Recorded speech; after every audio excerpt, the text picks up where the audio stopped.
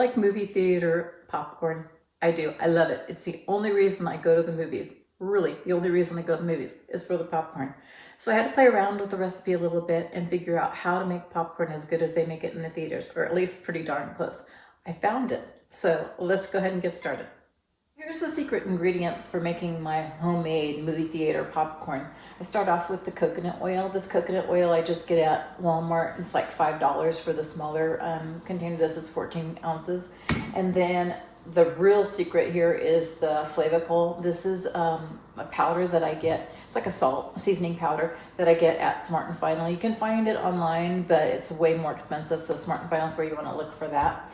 And then I'm using white popcorn. I prefer yellow popcorn, but I like to get the bags of popcorn, and they're kind of hard to find out here in the desert. So white popcorn it is.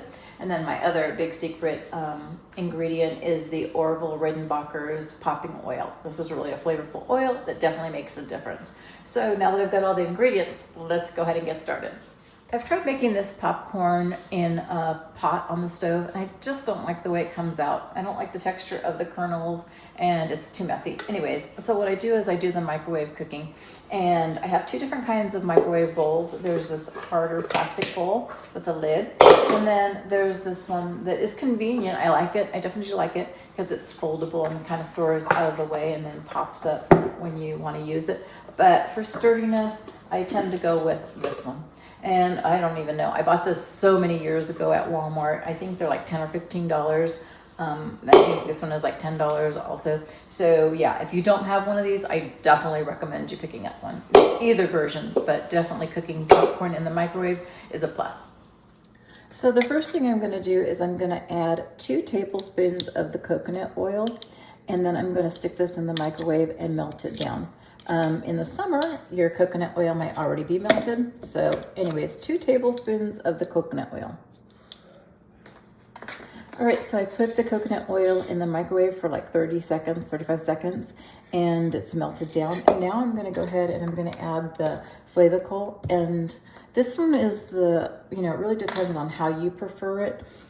1/4 teaspoon is even a little bit too much for me, so I go maybe not quite 1/4 teaspoon. Mix that in. Then I'm gonna take 1/2 cup of the popcorn kernels and I'm gonna pour that in there. And then I'm just gonna mix it all up, put the lid on it. And then I'm gonna go ahead and stick it in the microwave for like 3 minutes. All right, so I just took my popcorn out of the microwave. I actually cooked it for 3 minutes and 20 seconds to make sure all the kernels got popped, or as many as possible.